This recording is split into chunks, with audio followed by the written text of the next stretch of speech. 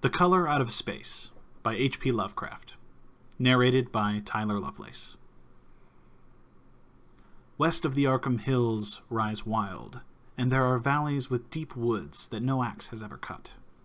There are dark, narrow glens where the trees slope fantastically, and where thin brooklets trickle without ever having caught the glint of sunlight.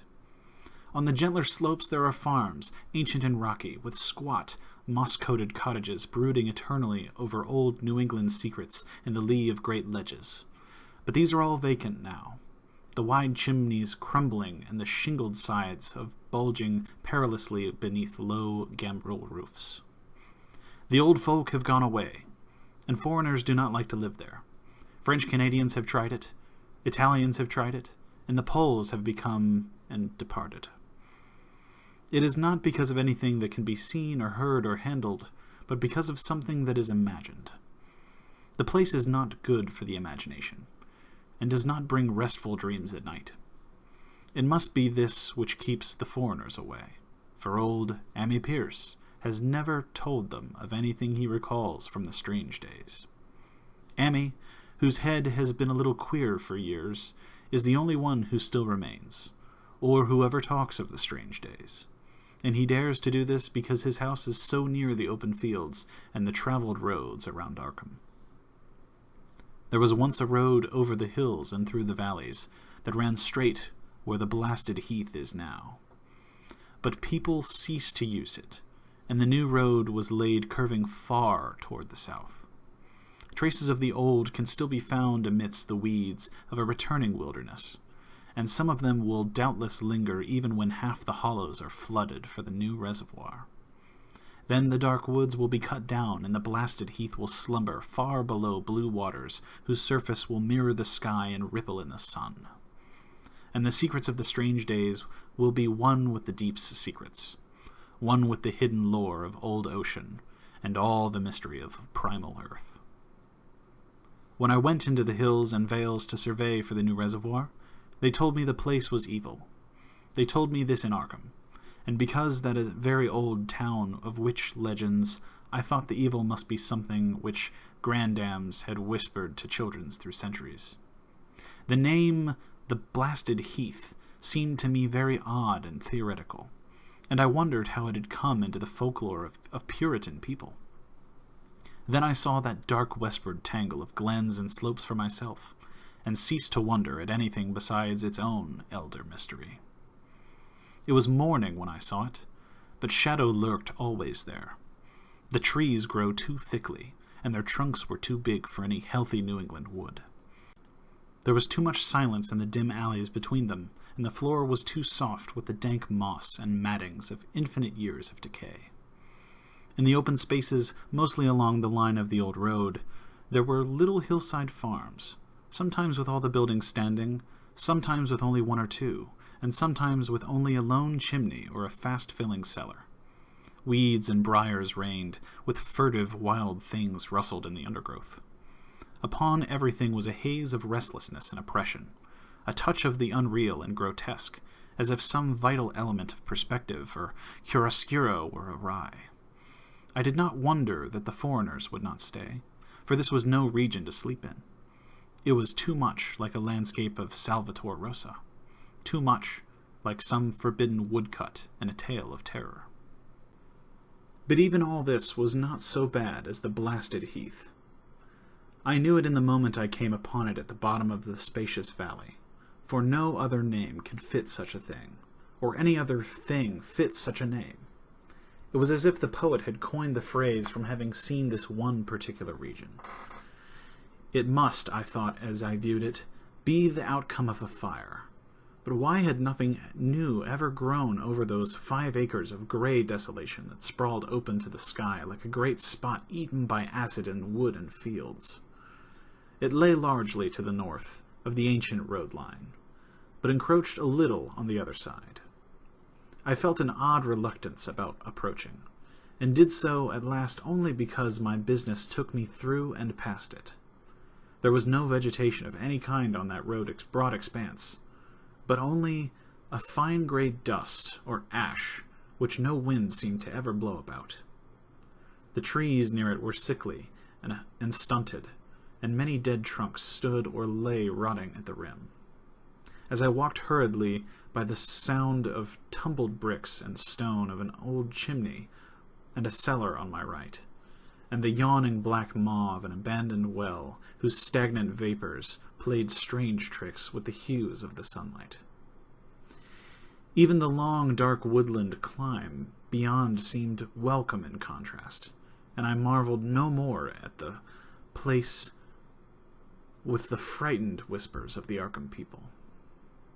There had been no house or ruin near. Even in the old days, the place must have been lonely and remote. And at twilight, dreading to repass that ominous spot, I walked circuitously back to the town by curving road on the south. I vaguely wished some clouds would gather, for an odd timidity about the deep sky-eye voids above had crept into my soul. In the evening I asked old people in Arkham about the blasted heath, and what was meant by that phrase, strange days, which was so evasively muttered. I could not, however, get any good answers, except that all the mystery was much more recent than I had dreamed. It was not a matter of old legendary at all, but something within the lifetime of those who spoke. It had happened in the 80s, and a family had disappeared or was killed. Speakers would not be exact, and because they had all told me to pay no attention to old Ammi Pierce's crazy tales, I sought him out the next morning, having heard he lived alone in the ancient tottering cottage where the trees first begin to get very thick. It was a fearsomely archaic place, and had begun to exude the faint miasmal odor which clings about the houses that have stood too long. Only with the persistent knocking could I rouse the aged man, and when he shuffled timidly to the door, I could tell he was not glad to see me. He was not so feeble as I had expected, but his eyes drooped in a curious way, and his unkempt clothing and white beard made him seem very worn and dismal. Not knowing just how he could be best launched on his tales, I feigned a matter of business, told him of my surveying, and asked vague questions about the district. He was far brighter and more educated than I had been led to think, and before I knew it, had grasped much of the subject as any man I had talked to in Arkham. He was not like other rustics I had known in the sections where reservoirs might be. From him there were no protests about the miles of old wood and farmland to be blotted out, though perhaps there would have been not to his home laid outside the bounds of the future lake. Relief was all that he shewed. Relief at the doom of the dark ancient valleys through which he had roamed all his life. They were better under water now, better under water since the strange days. And with this opening, his husky voice sank low, while his body leaned forward, and his right forefinger began to point shakingly and impressively. It was then that I heard the story, and as the rambling voice scraped and whispered on, I shivered again and again despite the summer day. Once I had to recall the speaker from ramblings, piece out scientific points which he knew only by fading parrot memory of his professor's talk, or bridge over gaps where his sense of logic and continuity broke down. When he was done, I did not wonder what his mind had snapped a trifle, or that the folk in Arkham would not speak much of the blasted heath. I hurried back before the sunset to my hotel, unwilling to have the stars come out above me in the open, and before the next day returned to Boston to give up on my position. I could not go into that dim chaos of Old Forest and Slope again, or face another time that the gray blasted heath where the black well yawned deep beside the tumbled bricks and stones. The reservoir will soon be built now, and all those elder secrets will be safe forever under watery fathoms. But even then I do not believe I would like to visit that country by night, at least not when the sinister stars are out, and nothing could bribe me to drink that new city water of Arkham. It began, old Amy said, with the meteorite. Before that time there had been no wild legends at all since the witch trials, and even these western woods were not feared half so much as the small island in the Miskatonic where the devil held court beside a curious stone altar older than the Indians. These were not haunted woods, and their fantastic dusk was never terrible till the strange days. Then there had come that white noontide cloud, that string of explosions in the air, and that pillar of smoke from the valley far in the wood. And by night all Arkham had heard of the great rock that fell out of the sky and bedded itself in the ground beside the well at Nahum Gardner Place. That was the house which stood where the blasted heath was to come, the trim white Nahum Gardner house amidst its fertile gardens and orchards.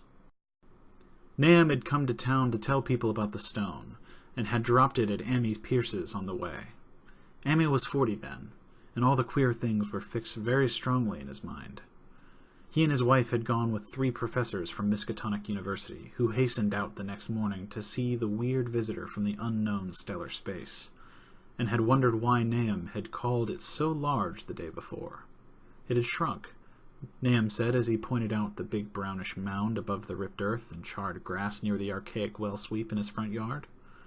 But the wise men answered that stones do not shrink. Its heat lingered persistently, and Nahum declared it had glowed faintly in the night. The professors tried it with a geologist's hammer and found it was oddly soft. It was, in truth, so soft as to almost be plastic, and they gouged rather than chipped a specimen to take back to the college for testing. They took it in an old pail borrowed from Nahum's kitchen, for even the small piece refused to grow cool. On the trip back they stopped at Ammi's to rest, and seemed thoughtful when Mrs. Pierce remarked that the fragment was growing smaller and the burning of the bottom of the pail. Truly, it was not large, but perhaps they had taken less than they thought. The day after that, all of this was in June of '82, the professors had trooped out again in great excitement. As they passed Ammi's, they told him what queer things the specimen had done, and how it had faded wholly away when they put it in a glass beaker. The beaker had gone too, and the wise men talked of the strange stone's affinity for silicon. It had acted quite unbelievably in that well-ordered laboratory, doing nothing at all and shewing no occluded gases when heated on charcoal, being wholly negative in the borax bed, and soon proving itself absolutely non-volatile at any productible temperature, including that of oxyhydrogen blowpipe. On an anvil it appeared highly malleable, and in the dark its luminosity was very marked. Stubbornly refusing to grow cool, it soon had the college in a state of real excitement, and when upon heating before the spectroscope, it displayed shining bands unlike any known colors of the normal spectrum. There was much breathless talk of new elements, bizarre optical properties, and other things which puzzled men of science are wont to say when faced by the unknown. Hot as it was, they tested it in a crucible with all the proper reagents. Water did nothing. Hydrochloric acid was the same. Nitric acid and even aqua regia merely hissed and spattered against its torrid invulnerability. Ammi had difficulty in recalling all these things, but recognized some solvents as I mentioned them in the usual order of use. There were ammonia and caustic soda, alcohol and ether, nauseous carbon disulfide, and a dozen others. But although the weight grew steadily less as time passed, the fragment seemed to be slightly cooling, and there was no change in the solvents to shew that they had attacked the substance at all. It was a metal, though, beyond a doubt. It was magnetic, for one thing. After its immersion in the acid solvents, there seemed to be a faint traces of the Widmanstätten figures around the meteoric iron. When the cooling had grown very considerable, the testing was carried on in glass, and it was in a glass beaker that they left all the chips made of the original fragment during the work. The next morning, both the chips and the beaker were gone without a trace, and only a charred spot marked the place on the wooden shelf where they had been. All this the professors told Ammi as they paused at his door, and once more he went with them to see the stony messenger from the stars, though this time his wife did not accompany him. It had now most certainly shrunk, and even the sober professors could not doubt the truth of what they saw. All around the dwindling brown lump near the well was a vacant space, except where the earth had caved in, and whereas it had been a good 7 feet across the day before, It was now scarcely 5. It was still hot, and the sages studied its surface curiously as they detached another and larger piece with a hammer and chisel. They gouged deeply this time, as they pried away the smaller mass when they saw the core of this thing was not quite homogeneous. They had uncovered what seemed to be the side of a large colored globule embedded in the substance. The color, which resembled some of the bands in the meteor's strange spectrum, was almost impossible to describe, and it was only by analogy that they called it color at all. Its texture was glossy, and upon tapping it appeared to promise both brittleness and hollowness. One of the professors gave it a smart blow with a hammer, and it burst with a nervous little pop. Nothing was emitted, and all trace of the thing vanished with the puncturing. It left behind a hollow spherical space about 3 inches across, and all thought it probable that the others would be discovered as the enclosing substance wasted away. Conjecture was vain, so after a futile attempt to find additional globules by drilling, the seekers left again with their new specimen, which proved, however, as baffling in the laboratory as its predecessor had been. Aside from being almost plastic, having heat, magnetism, and slight luminosity, cooling slightly in powerful acids, possessing an unknown spectrum, wasting away in air and attacking silicon compounds with mutual destruction as a result, it presented no identifying features whatsoever. And at the end of the tests, the college scientists were forced to own that they could not place it. It was nothing of this earth, but a piece of the great outside, and such dowered with outside properties and obedient to outside laws. That night there was a thunderstorm, and when the professors went out to Nahum's the next day, they were met with a bitter disappointment. The stone, magnetic as it had been, must have had some peculiar electric property, for it had drawn the lightning, as Nahum said, with a singular persistence. 6 times within an hour the farmer saw lightning strike the furrow in the front yard, and when the storm was over nothing remained but a ragged pit by the ancient well-sweep, half choked with caved-in earth. Digging had borne no fruit, and the scientists verified the fact with an utter astonishment. The failure was total, so that nothing was left to do but go back to the laboratory and test again the disappearing fragment left carefully cased in lead. That fragment lasted a week, at the end of which nothing of value had been learned. When it had gone, no residue was left behind, and in time the professors felt scarcely sure that they had indeed seen it with waking eyes, that the cryptic vestige of the fathomless gulfs outside, that lone, weird message from other universes and other realms of matter, force, and entity. As was natural, the Arkham papers made much of the incident with its collegiate sponsoring, and sent reporters to talk with Nahum Gardner and his family. At least one Boston daily also sent out a scribe, and Nahum quickly became a kind of local celebrity. He was a lean, genial person about 50, living with his wife and 3 sons on the pleasant farmstead in the valley. He and Amy exchanged visits frequently, as did their wives, and Amy had nothing but praise for him after all these years. He seemed slightly proud of the notice the place had attracted, and talked often of the meteorite in the succeeding weeks. That July and August were hot, and Nahum worked hard at his haying in the 10-acre pasture across Chapman's Brook, his rattling wain wearing deep ruts in the shadowy lanes between. The labor tired him more than it had in other years, and he felt that age was beginning to tell on him. Then fell the time of fruit and harvest. The pears and apples slowly ripened, and Nahum vowed that his orchards were prospering as never before. The fruit was growing to phenomenal size and unwonted gloss, and in such abundance that extra barrels were ordered to handle the future crop.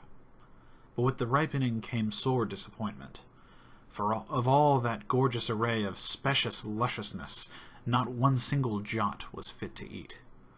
Into the fine flavor of the pears and apples had crept a stealthy bitterness and sickishness, so that even the smallest of bites induced a lasting disgust. It was the same with the melons and tomatoes, and Nahum sadly saw that his entire crop was lost. Quick to connect the events, he declared that the meteorite had poisoned the soil, and thanked heaven that most of the other crops were in the upland lot along the road. Winter came early and was very cold. Amy saw Nahum less often than usual, and observed that he had begun to look worried. The rest of his family, too, seemed to have grown taciturn, and were far from steady in their church-going or their attendance at various social events of the countryside. For this reserve or melancholy no cause could be found, though all the household confessed now and then to poorer health and a feeling of vague disquiet. Nahum himself gave the most definite statement of anyone when he said he was disturbed about certain footprints in the snow. They were the usual winter prints of red squirrels, white rabbits, and foxes, but the brooding farmer professed to see something not quite right about their nature and arrangement. He was never specific, but appeared to think that they were not as characteristic of the anatomy and habits of squirrels and rabbits and foxes as they ought to be. Amy listened with interest to his talk until one night when he drove past Nahum's house in his sleigh on the way back from Clark's Corners.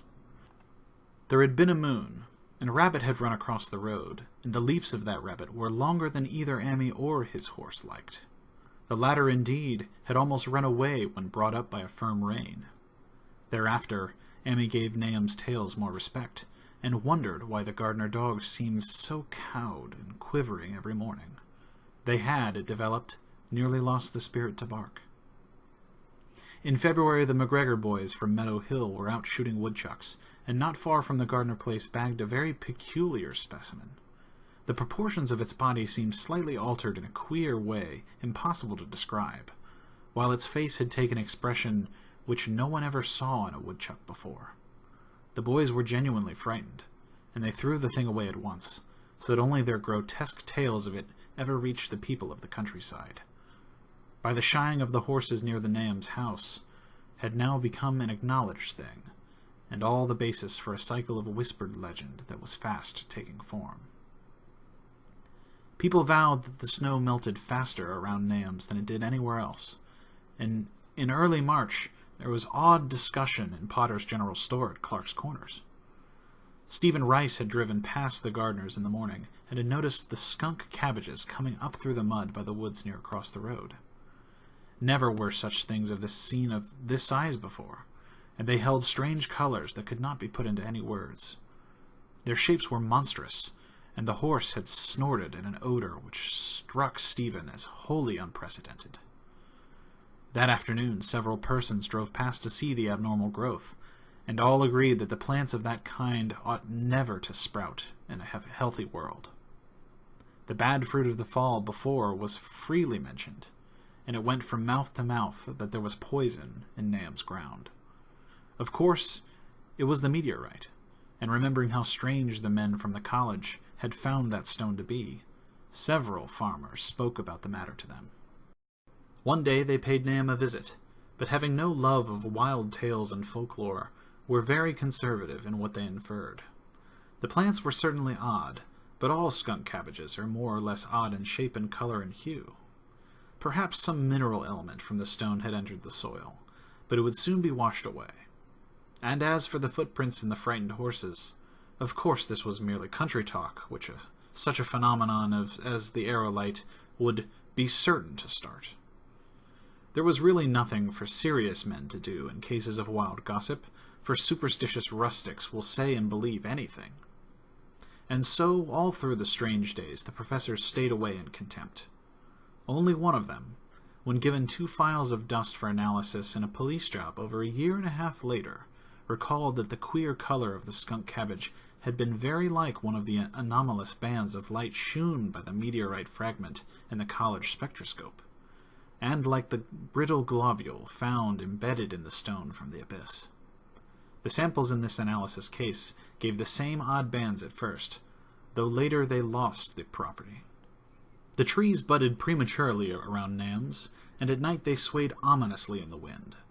Nahum's second son, Thaddeus, a lad of 15, swore that they had swayed also when there was no wind, but even the gossips could not credit this. Certainly, however, restlessness was in the air. The entire Gardner family developed the habit of stealthy listening, though not for any second which could concisely name. The listening was, indeed, rather a product of moments when consciousness seemed to have to slip away. Unfortunately, such moments increased week by week, till it became common speech that something was wrong with all the Nahum folks. When the early sacriphage came out that it had another strange color, not quite like that of the skunk cabbage, but plainly related and equally unknown to anyone who saw it. Nahum took some blossoms to Arkham and shewed them to the editor of the Gazette. But that dignitary did no more than write a humorous article about them, in which the dark fears of rustics were being held up to polite ridicule. It was a mistake of Nahum's to tell a stolid man about such ways that were great. Overgrown, mourning cloak butterflies behaved in connection with these sacrifices. The month of April brought a kind of madness to the country folk, and began that disuse of the road past Nahum's which led to its ultimate abandonment. It was the vegetation. All of the orchard trees had blossomed forth in strange colors, and through the stony soil of the yard and adjacent pasturage there sprang up a growth which only a botanist could connect with the proper flora of the region.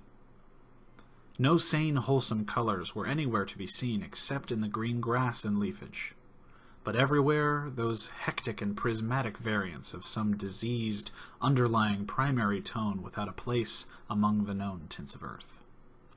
The Dutchman's breeches became a thing of sinister menace, and the bloodroots grew insolent in their chromatic perversion. Amy and the gardeners thought that most of the colors had a sort of haunting familiarity, and decided that they reminded one of the brittle globule in the meteor. Nahum plowed and sowed the 10-acre pasture and the upland lot, but did nothing with the land around the house. He knew it would be of no use, and hoped that the summer's strange growths would draw all the poison from the soil. He was prepared for almost anything now, and had grown used to the sense of something near him waiting to be heard. The shunning of his house by neighbors told on him, of course, but it told on his wife more. The boys were better off, being at school each day, but they could not help but be frightened by the gossip. Thaddeus, an especially sensitive youth, suffered the most. In May the insects came, and Nahum's place became a nightmare of buzzing and crawling. Most of the creatures seemed not quite in their usual aspects and motions, and their nocturnal habits contradicted all former experience. The gardeners took to watching at night, watching in all directions at random for something. They could not tell what. It was then they all owned that Thaddeus had been right about the trees. Mrs. Gardner was the next to see it from the window as she watched the swollen boughs of a maple against the moonlit sky. The boughs surely moved, and there was no wind. It must be the sap. Strangeness had come into everything growing now. Yet it was none of the Nahum's family at all who made the next discovery. Familiarity had dulled them, and what they could not see was glimpsed by a timid windmill salesman from Bolton, who drove by one night in ignorance of the country legends. What he was told in Arkham was given a short paragraph in the Gazette, and it was there that all the farmers, Nahum included, saw it first. The night had been dark and the buggy lamps faint, but around a farm in the valley, which everyone knew from the account must be Nahum's, the darkness had been less thick. A dim, though distinct luminosity seemed to inhere all the vegetation, grass, leaves, and blossoms alike, while at the moment a detached piece of the phosphorescence appeared to stir furtively in the yard near the barn. The grass had so far seemed untouched, and the cows were freely pastured in the lot near the house, but toward the end of May the milk began to be bad. Then Nahum had the cows driven to the uplands, after which the trouble ceased. Not long after, this change in the grass and leaves became apparent to the eye. All the verdure was going gray, and was developing a highly singular quality of brittleness. Amy was now not the only person who ever visited the place, and his visits were becoming fewer and fewer. When school closed, the gardeners were virtually cut off from the world, and sometimes let Amy do their errands in town. They were failing curiously, both physically and mentally, and no one was surprised when the news of Mrs. Gardner's madness stole around. It happened in June, about the anniversary of the meteor's fall, and the poor woman screamed about things in the air which she could not describe. In her raving there was not a single specific noun, but only verbs and pronouns. Things moved and changed and fluttered, and ears tingled to impulses which were not wholly sounds. Something was taken away. She was being drained of something. Something was fastening itself on her that ought not be. Someone must make it keep off. Nothing was ever still in the night. The walls and the windows shifted. Nam did not send her to the county asylum, but let her wander about the house as long as she was harmless to herself and others. Even when her expression changed, he did nothing. But when the boys grew afraid of her, and Thaddeus nearly fainted at the way she made faces at him, he decided to keep her locked in the attic. By July she had ceased to speak and crawled on all fours. Before that month was over, Nam got the mad notion that she was slightly luminous in the dark, as he now clearly saw was the case with the nearby vegetation. It was a little before this that the horses had stampeded. Something had aroused them in the night, and their neighing and kicking in the stalls had been terrible. There seemed virtually nothing that could do to calm them, and when Nam opened the stable door, they all bolted out like frightened woodland deer. It took a week to track all four, and when they found they were to be seen quite useless and unmanageable. Something had snapped in their brains, and each one had to be shot for its own good. Nam borrowed a horse from Amy for his haying, but found it would not approach the barn. It shied, balked, and whinnied, and in the end he could do nothing but drive it into the yard while men used their own strength to get the heavy wagon near enough the hayloft for convenient pitching. And all the while the vegetation was turning gray and brittle. Even the flowers whose hues had been so strange were graying now, and the fruit was coming out gray and dwarfed and tasteless. The asters and goldenrod bloomed gray and distorted, and the roses and zinnias and hollyhocks in the front yard were such blasphemous-looking things that Nam's oldest boy, Zenas, cut them down. The strangely puffed insects died about that time. Even the bees that had left their hives had taken to the woods. By September, all the vegetation was fast crumbling to a grayish powder, and Nam feared that the trees would die before the poison was out of the soil. His wife now had spells of terrific screaming, and he and the boys were in a constant state of nervous tension. They shunned people now, and when school opened up, the boys did not go. But it was Amy, on one of his rare visits, who first realized that the well water was no longer good.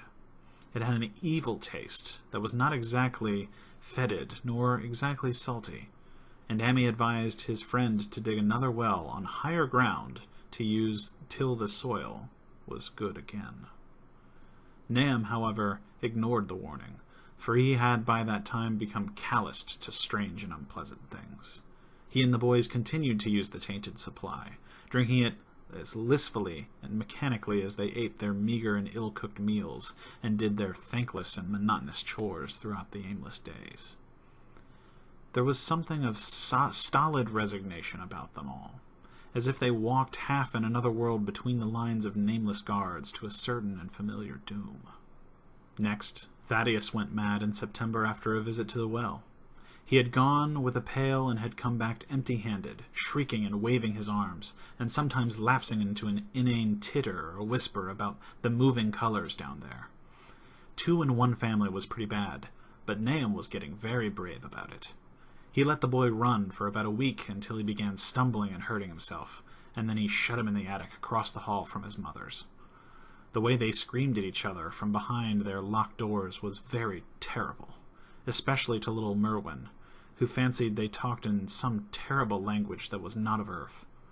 Merwin was getting frightfully imaginative, and his restlessness was worst after the shutting away of his brother, who had been his greatest playmate. Almost at the same time, the mortality among the livestock commenced. Poultry turned grayish and died very quickly, their meat being found dry and noisome upon cutting. Hogs grew inordinately fat, then suddenly began to undergo loathsome changes which no one could explain. Their meat was of course useless, and Nahum was at his wit's end. No rural veterinary would approach this place, and the city veterinary from Arkham was openly baffled. The swine began growing gray and brittle and falling to pieces before they died, and their eyes and muzzles developed singular alterations. It was very inexplicable, for they had never been fed from the tainted vegetation. Then something struck the cows. Certain areas, or sometimes the whole body, would be uncannily shriveled or compressed, and their atrocious collapses or disintegrations were common.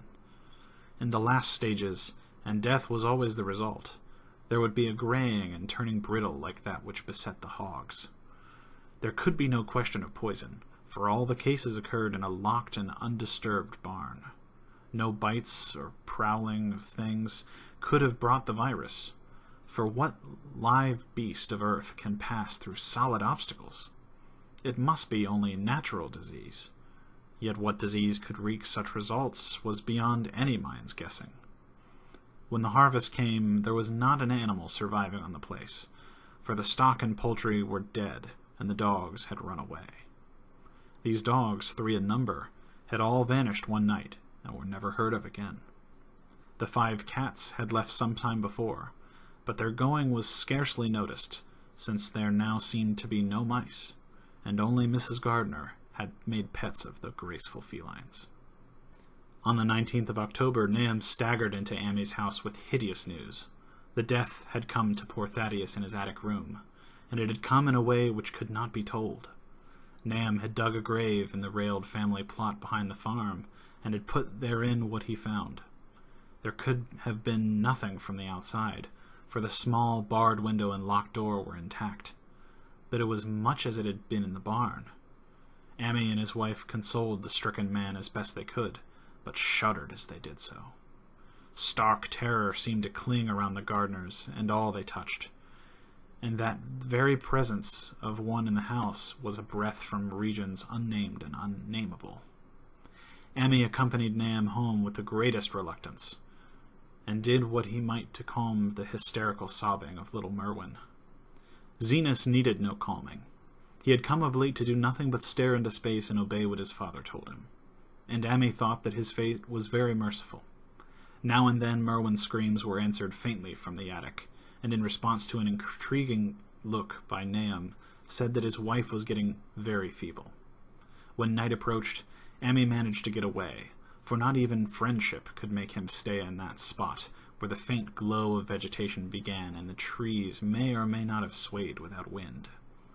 It was really lucky for Amy that he was not more imaginative. Even as things were, his mind was bent ever so slightly.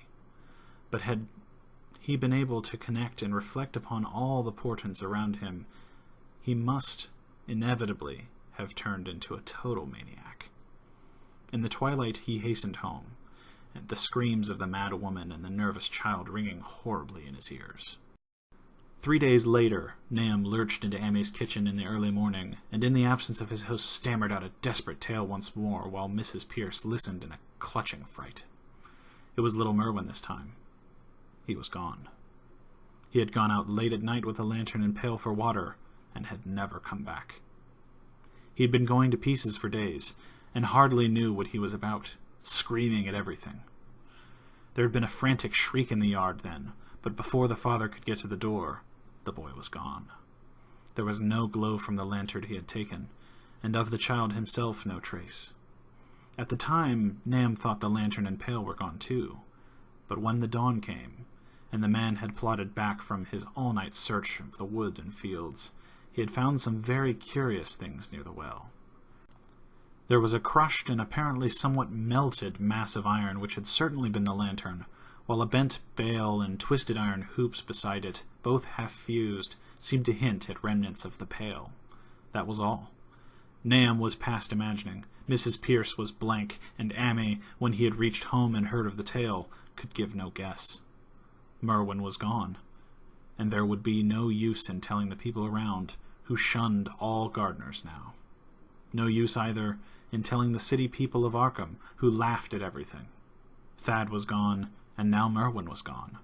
Something was creeping and waiting to be seen and felt and heard.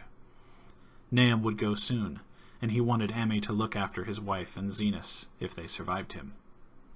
It must be a judgment of some sort, though he could not fancy what for, since he had always walked uprightly in the Lord's ways, so far as he knew. For over 2 weeks Amy saw nothing of Nahum, and then, worried about what might have happened, he overcame his fears and paid the gardener place a visit. There was no smoke from the great chimney, and for a moment the visitor was apprehensive of the worst. The aspect of the whole farm was shocking. Grayish, withered grass and leaves on the ground, vines falling in brittle wreckage from archaic walls and gables, and great bare trees clawing up at the gray November sky with a studied malevolence which Amy could not but feel had come from some subtle change in the tilt of the branches. But Nahum was alive, after all. He was weak, and lying on a couch in the low-ceiled kitchen, but perfectly conscious and able to give simple orders to Zenas. The room was deadly cold, and as Amy visibly shivered, the host shouted huskily to Zenas for more wood. Wood, indeed, was sorely needed, since the cavernous fireplace was unlit and empty, with a cloud of soot blowing about in the chill wind that came down from the chimney. Presently, Nahum asked him if the extra wood had made him any more comfortable, and then Amy saw what had happened. The stoutest cord had broken at last, and the hapless farmer's mind was proof against more sorrow. Questioning tactfully, Amy could get no clear data at all about the missing Zenas. "In the well. He lives in the well," was all that the clouded father would say.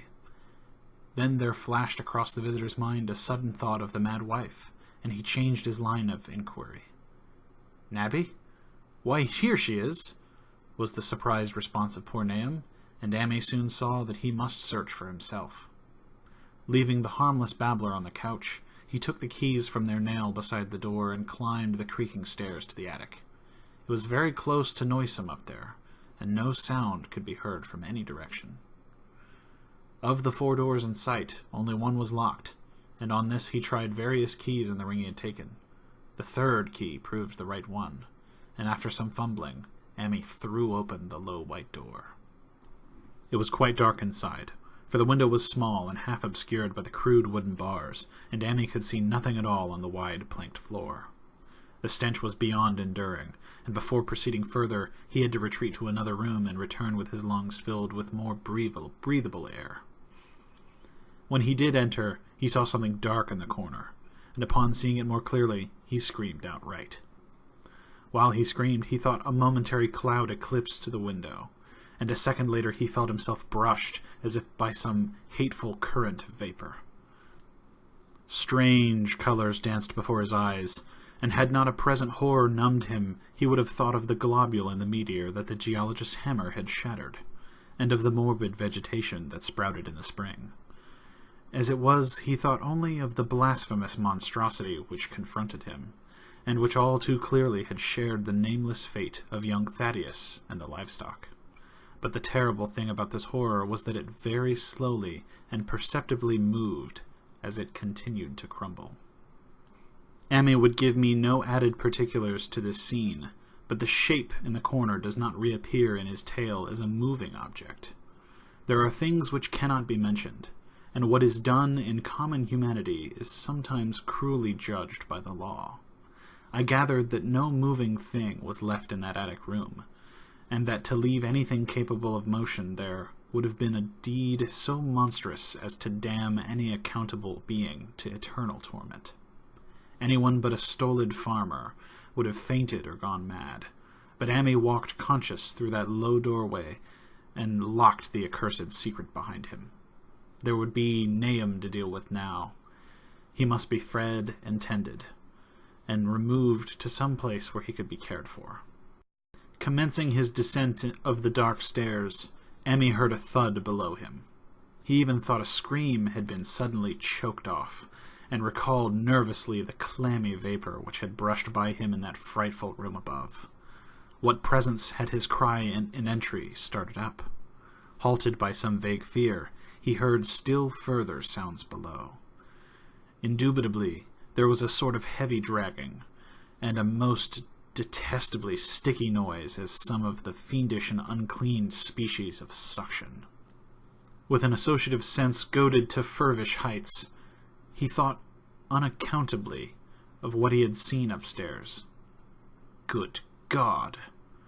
What eldritch dream world was this into which he had blundered? He dared move neither backward nor forward, but stood there trembling at the back curve of the boxed-in staircase. Every trifle of the scene burned itself into his brain. The sounds, the sense of dread expectancy, the darkness, the steepness of the narrow steps, and merciful heaven, the faint but unmistakable luminosity of all the woodwork in sight, steps, sides, exposed laths, and beams alike. Then there burst forth a frantic whinny from Emmy's horse outside, followed at once by a clatter which told of a frenzied runaway. In another moment, horse and buggy had gone beyond earshot, leaving the frightened man on the dark stairs to guess what had sent them. But that was not all. There had been another sound out there. A sort of liquid splash. Water. It must have been the well. He had left Hero untied near it, and a buggy wheel must have brushed the coping and knocked in stone. And the still pale phosphorescence glowed in that detestably ancient woodwork. God, how old this house was. Most of it built before 1670, and the gramble roof no later than 1730. A feeble scratching on the floor downstairs now sounded distinctly, and Emmy's grip tightened on a heavy stick he had picked up in the attic, for some purpose. Slowly nerving himself, he finished his descent and walked boldly toward the kitchen. But he did not complete his walk, because what he sought was no longer there. It had come to meet him, and it was still alive after a fashion. Whether it had crawled, or whether it had been dragged by any external force, Emmy could not say, but the death had been at it. Everything had happened in the last half hour, but collapse, graying, and disintegration were already far advanced. There was a horrible brittleness, and dry fragments were scaling off. Emmy could not touch it, but looked horrifiedly into the distorted parody that had been a face. "What was it, Nahum? What was it?" he whispered, and the cleft, bulging lips were just able to crackle out a final answer. "Nothing. Nothing. The color. It burns. Cold and wet. But it burns. It lived in the well. I seen it. A kind of smoke. Just like the flowers last spring. The well shone at night. Thad and Murney and Zenas. Everything alive. Sucking the life out of everything. In that stone. It must have come in that stone. Pizzing the whole place. Don't know what it wants. That round thing them men in the college dug out in the stone. They smashed it. It was that same color. Just the same. Like the flowers and plants. Must have been more of them. Seeds. Seeds. They growed. I seen it first time this week. Must have got strong in Zenas. He was a big boy, full of life. But it beats down your mind and then gets you. Burns you up. In the well water. You was right about that evil water. Zenas never came back from that well. Can't get away. Draws you. You know what's coming. But ain't no use.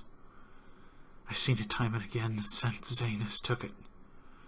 Where's Nabby, Emmy? My head's no good. Don't know how long sent to fed her. It'll get her if we ain't careful. Just a color. Her face is getting to have that color sometimes towards night. And it burns and sucks. It comes from some place where things as they is here. One of 'em professor said so. He was right. Look out, Emmy. It'll do something more. Sucks the life out. But that was all. That which spoke could speak no more, because it had completely caved in. Emmy laid a red-checked tablecloth over what was left and reeled out the back door into the fields. He climbed the slope to the 10-acre pasture and stumbled home by the north road in the woods. He could not pass that well from what his horse has run away. He had looked at it through the window and had seen that no stone was missing from the rim. Then the lurching buggy had not dislodged anything after all. The splash had been something else. Something which went into the well after it had done with poor Nahum. When Amy reached his house, the horse and buggy had arrived before him and thrown his wife into fits of anxiety. Reassuring her without explanations, he set out once for Arkham and notified the authorities that the Gardner family was no more. He indulged in no details, but merely told of the deaths of Nahum and Nabby, and that Thaddeus had being already known, and mentioned that the cause seemed to be the same strange ailment which had killed the livestock. He also stated that Merwin and Zenas had disappeared.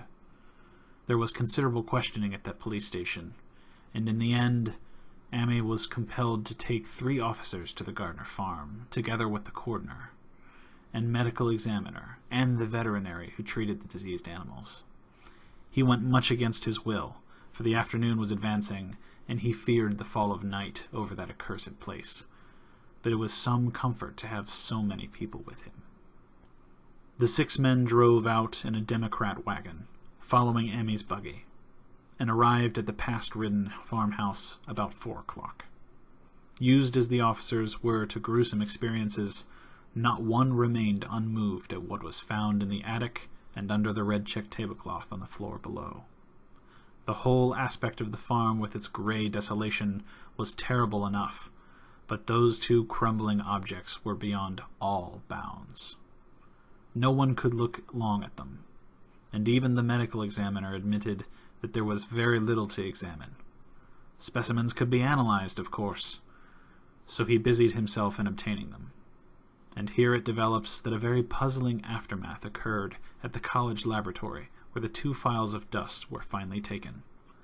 Under the spectroscope, both samples gave an unknown spectrum, in which many of the baffling bands were precisely like those which the strange meteor had yielded in the previous year. The property of emitting this spectrum vanished in a month, the dust thereafter consisting mainly of alkaline phosphates and carbonates. Amy would not have told the men about the well if he had thought they meant anything to do then and there. It was getting toward sunset, and he was anxious to be away. But he could not help glancing nervously at the stony curb by the great sweep, and when a detective questioned him, he admitted that Nahum had feared something down there. So much so that he had never even thought of searching it for Merwin or Zenas. After that, nothing would do but that they empty and explore the well immediately, so Amy had to wait, trembling, while pail after pail of rank water was hauled up and splashed on the soaking ground outside. The men sniffed in disgust at the fluid, and toward the last held their noses against the fetor they were uncovering. It was not so long a job as they had feared it would be, since the water was phenomenally low. There is no need to speak of exactly what they found. Merwin and Zenas were both there, in part, though the vestiges were mainly skeletal. There were also a small deer and a large dog in about the same state, and a number of bones of smaller animals. The ooze and slime at the bottom seemed inexplicably porous and bubbling, and a man who descended on handholds with a long pole found that he could sink the wooden shaft to any depth in the mud of the floor without meeting any solid obstruction. Twilight had now fallen, and lanterns were brought from the house. Then, when it was seen that nothing further could be gained from the well, everyone went indoors and conferred in the ancient sitting room while the intermittent light of a spectral half-moon played wanly on the gray desolation outside. The men were frankly nonplussed by the entire case, and could find no convincing common element to link the strange vegetation conditions, the unknown disease of livestock and humans, and the unaccountable deaths of Merwin and Zenas in the tainted well. They had heard the common country talk, it is true, but could not believe that anything contrary to natural law had occurred. No doubt the meteor had poisoned the soil, but the illness of persons and animals who had eaten nothing grown in the soil was another matter. Was it the well water? Very possibly. It might be a good idea to analyze it. But what peculiar madness could have made both boys jump into the well? Their deeds were so similar, and the fragments shewed that they had both suffered from the grey, brittle death. Why was everything so grey and brittle? It was the coroner, seated near a window overlooking the yard, who first noticed the glow about the well. Night had fully set in, and all the abhorrent grounds seemed faintly luminous, with more than the fitful moonbeams. But this new glow was something definite and distinct, and appeared to shoot up from the black pit like a softened ray from a searchlight, giving dull reflections in the ground pools where the water had been emptied. It had a very queer color, and as all men clustered around the window, Emmy gave a violent start. For this strange beam of ghastly miasma was to him of no unfamiliar hue. He had seen that color before, and feared to think what it might mean. He had seen it in the nasty, brittle globule at that aerolite 2 summers ago, had seen it in the crazy vegetation in the springtime, and had thought he had seen it for an instant that very morning against the small barred window of that terrible attic room where nameless things happened. It had flashed there for a second, and a clammy and hateful current of vapor had brushed past him, and then poor Nahum had been taken by something of that color. He had said so at the last, said it was the globule in the plants. After that had come the runaway in the yard and the splash in the well. And now that well was belching forth to the night a pale, insidious beam of the same demoniac tint. It does credit to the alertness of Ame's mind that he puzzled even at the tense moment over a point which was so essentially scientific. He could not but wonder at his gleaning of the same impression from a vapor glimpsed in the daytime against a window opening in the morning sky, and from a nocturnal exhalation seen as a phosphorescent mist against a black and blasted landscape. It wasn't right. It was against nature. And he thought of those terrible last words of his stricken friend. It comes from some place where things ain't as they is here. One of them professors said so. All 3 horses outside, tied to a pair of shriveled saplings by the road, were now neighing and pawing frantically. The wagon driver started for the door to do something, but Ame laid a shaky hand on his shoulder. "Don't go out there," he whispered. "They's more to do with this than we know. Nahum said something lived in the well that sucks out your life. He said it must be summat growed from the ground ball like one was seen in the meteor stone that fell just a year ago June. Sucks and burns, he said, and it's just a cloud of color like that light out there now, that you can hardly see and can't tell what it is. Nahum thought it feeds on everything livin' and gets stronger all the time. He said he's seen it this week. It must be to some from far off in the sky, like the men from the college last year says the meteor stone was. The way it's made and the way it works ain't like no way of God's world. It's summit from beyond." So the men paused indecisively as the light from the well grew stronger and the hitched horses pawed and whinnied in increasing frenzy. It was truly an awful moment. With terror in that ancient accursed house itself, 4 monstrous sets of fragments, 2 from the house and 2 from the well, and the woodshed behind, and that shaft of unknown and unholy iridescence from the slimy depths in front. Ame had restrained the driver on impulse, forgetting how uninjured he himself was after the clammy brushing of that colored vapor in the attic room, but perhaps it is just as well that he acted as he did. No one will ever know what was abroad that night, and though the blasphemy from beyond had not so far hurt any human of unweakened mind, there is no telling what it might not have done at that last moment, and with its seemingly increased strength and the special signs of its purpose was too soon to display beneath the half-clouded moonlit sky. All at once, one of the detectives at the window gave a short, sharp gasp. One of the others looked at him, and then quickly followed his own gaze upward to the point at which its idle straying had been suddenly arrested. There was no need for words.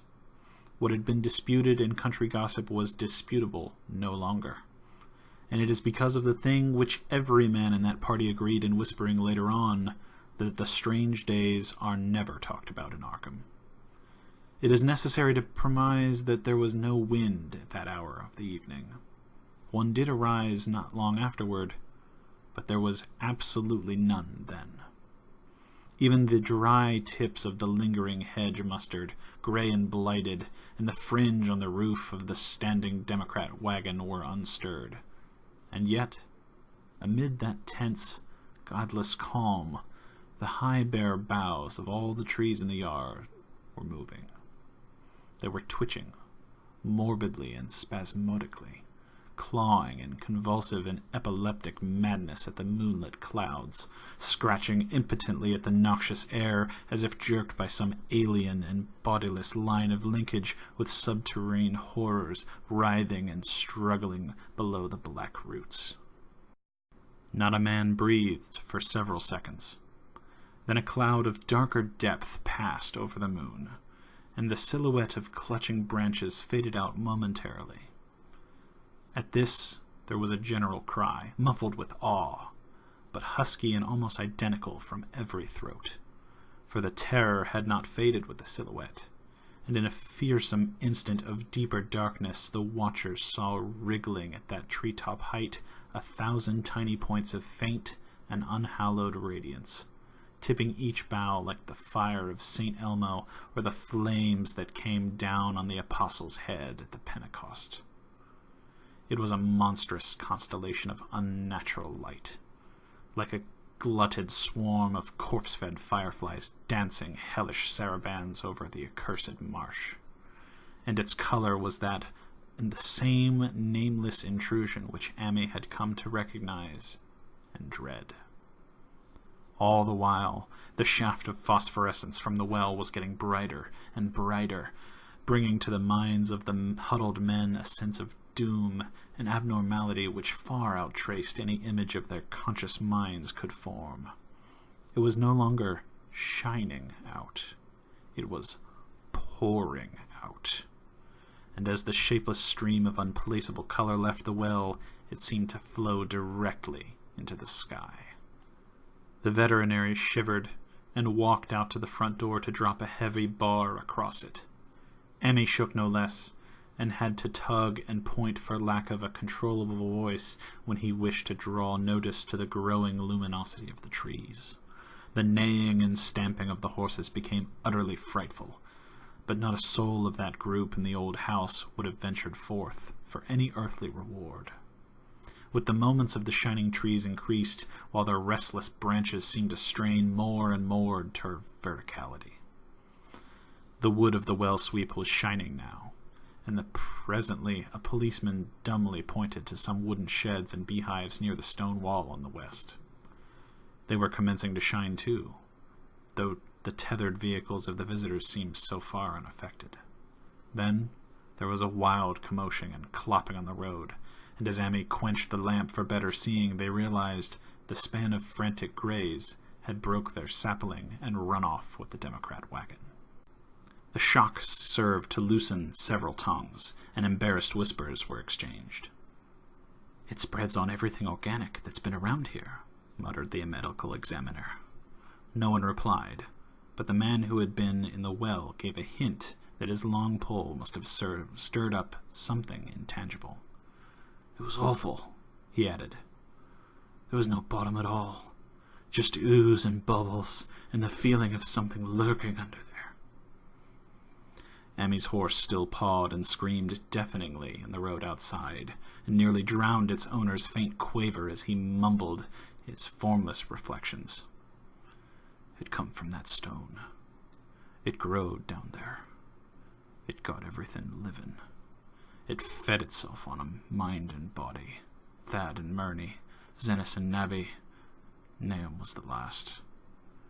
They all drunk the water. It got strong on 'em.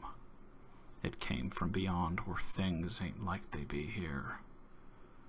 Now it's going home. At this point, the column of unknown color flared suddenly stronger and began to weave itself into fantastic suggestions of shape, which each spectator later described differently. There came from poor tethered hero such a sound as no man before or since has ever heard from a horse. Every person in that low-pitched sitting room stopped his ears, and Emmy turned away from the window in horror and nausea. Words could not convey it. When Emmy looked out again at the hapless beast lay huddled inert on the moonlit ground between the splintered shafts of the buggy. That was the last of Hero till they buried him the next day. But the present was no time to mourn, for all at this instant a detective silently called attention to something terrible in the room with them.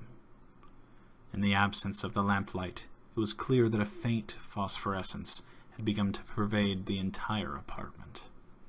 It glowed on the broad planked floor and the fragment of rag carpet, and shimmered over the sashes of the small paned windows. It ran up and down the exposed corner posts, coruscated about the sheriff and mantel, and infected the very doors and furniture. Each minute saw it strengthen, and at last it was very plain that healthy, living things must leave that house. Emmy shewed them the back door and the path up through the fields to the 10-acre pasture. They walked and stumbled as in a dream, and did not dare look back till they were far away on the high ground. They were glad of the path, for they could not have gone the front way by that well. It was bad enough passing the glowing barn and sheds, and those shining orchard trees with their gnarled, fiendish contours, but thank heaven the branches did their worst twisting high up. The moon went under some very black clouds as they crossed the rustic bridge over Chapman's Brook, and it was blind groping from there to the open meadows. When they looked back toward the valley at the distant Gardner place at the bottom, they saw a fearsome sight. All the farm was shining with hideous, unknown blend of color. Trees, buildings, and even such grass and herbage as had not been wholly changed to lethal gray brittleness. The boughs were all straining skyward, tipped with the tongues of foul flame, and lambent stricklings of the same monstrous fire were creeping about the ridgepoles of the house, barn, and sheds. It was a scene from a vision of Fuseli, and over all the rest reigned that riot of luminous amorphousness, that alien and undimensioned rainbow of cryptic poison from the well, seething, feeling, lapping, reaching, scintillating, straining, and malignly bubbling in its cosmic and unrecognizable chromaticism. Then, without warning, the hideous thing shot vertically up into the sky like a rocket or a meteor, leaving behind no trail and disappearing through a round and curiously regular hole in the clouds before any man could gasp or cry out. No watcher can ever forget that sight, and Emmy stared blankly at the stars of Cygnus Deneb twinkling above the others, where the unknown color had melted into the Milky Way. But his gaze was the next moment called swiftly to earth by the crackling in the valley. It was just that, only a wooden ripping and crackling, and not of an explosion, as so many others of the party vowed.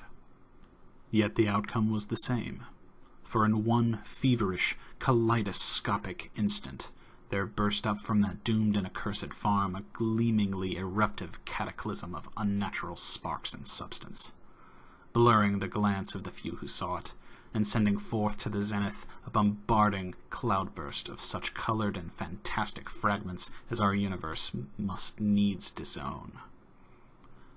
through quickly reclosing vapors as they followed the great morbidity that had vanished, and in another second they had vanished too. Behind and below was only a darkness to which the men dared not return, and all about was a mounting wind which seemed to sweep down in the black, frore gusts from interstellar space. It shrieked and howled and lashed the fields and distorted woods in a mad cosmic frenzy, till soon the trembling party realized it would be no use waiting for the moon to shew what was left down there in Nahum's. Too awed to even hint at theories, the 7 shaking men trudged back toward Arkham by the North Road. Amy was worse than his fellows, and begged them to see him inside his own kitchen, instead of keeping straight on to town. He did not wish to cross the nighted, wind-whipped woods alone to his home on the main road, for he had an added shock that the others were spared, and was crushed forever with a brooding fear he dared not even mention for many years to come. As the rest of the watchers on that tempestuous hill had stolidly set their faces toward the road, Amy had looked back at an instant at the shadowed valley of desolation so lately sheltering his ill-starred friend. And from that stricken, faraway spot he had seen something feebly rise, only to sink down again upon that place from which the great shapeless horror had shot into the sky. It was just a color, but not any color of our earth or heavens. And because Amy recognized that color, and knew that this last faint remnant must still lurk down there in that well, he has never quite been the same since. Amy would never go near the place again. It is over half a century now since the horror happened, but he has never been there, and will be glad when the new reservoir blots it out. I shall be glad too, for I do not like the way the sunlight changed color around the mouth of that abandoned well as I passed. I hope the water will always be very deep, but even so, I shall never drink it. I do not think I shall visit Arkham Country hereafter. 3 of the men who had been with Amy returned the next morning to see the ruins by daylight, but there were not any real ruins. Only the bricks of the chimney, the stones of the cellar, some mineral and metallic litter here and there, and the rim of that nefandrous well. Save for Amy's dead horse, which they towed away and buried, and the buggy, which they shortly returned to him. Everything that had ever been living had gone. 5 eldritch acres of dusty gray desert remained, nor has anything ever growed there since. To this day it sprawls open to the sky like a great spot, eaten by acid in the wood and fields, and the few who have ever dared glimpse it in spite of the rural tales have named it the Blasted Heath. The rural tales are queer. They might have even been queerer if the city men and college chemist could be interested enough to analyze the water from that disused well, or the gray dust that no wind seems to ever disperse. Botanists, too, ought to study the stunted flora on the borders of that spot, for they might shed light on the country notion that the blight is spreading, little by little, perhaps an inch a year. People say the color of the neighboring herbage is not quite right in the spring, and that wild things leave queer prints in the light winter snow. Snow never seems quite so heavy on the Blasted Heath as it is elsewhere. Horses, the few that are left in this motor age, grow skittish in the silent valley, and hunters cannot depend on their dogs too near the splotch of grayish dust. They say the mental influences are bad too. Numbers went queer in the years after Nahum's taking, and always they lacked the power to get away. Then the stronger-minded folk all left the region, and the only foreigners tried to live in the crumbling old homesteads. They could not stay, though, and one sometimes wonders what insight beyond ours there's wild. Weird stories of whispered magic have given them.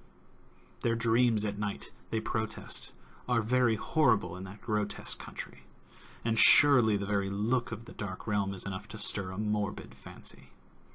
No traveler has ever escaped the sense of strangeness in those deep ravines, and artists shiver as they paint thick woods whose mystery is as much of the spirit as of the eye. I myself am curious about the sensation I derived from my one lone walk before Ammi told me his tale. When twilight came, I had vaguely wished some of the clouds would gather, for an odd timidity about the deep, skyey voids above had crept into my soul. Do not ask me for my opinion. I do not know. That is all.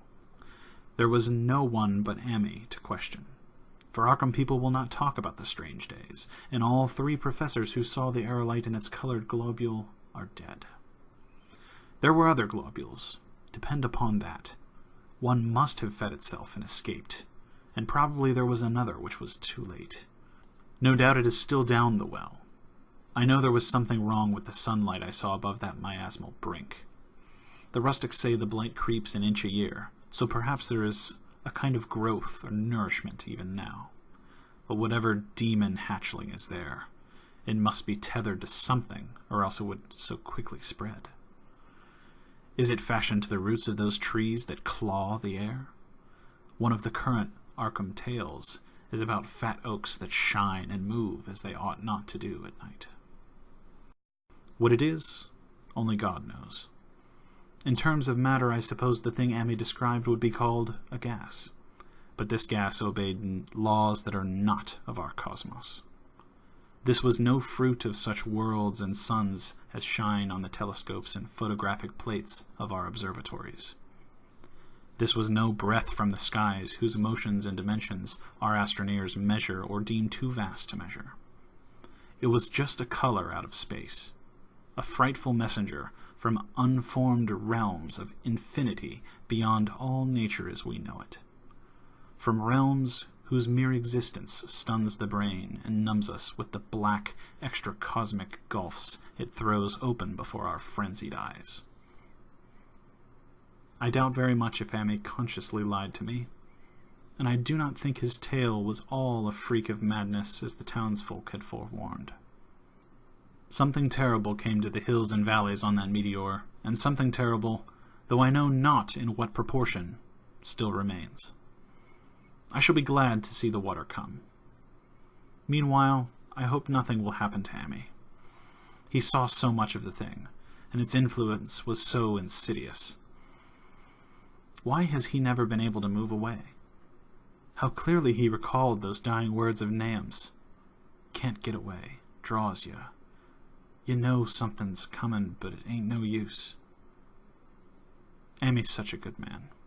When the Reservoir Gang gets to work, I must write the chief engineer to keep a sharp watch on him. I would hate to think of him as the gray, twisted, brittle monstrosity which persists more and more in my troubling sleep.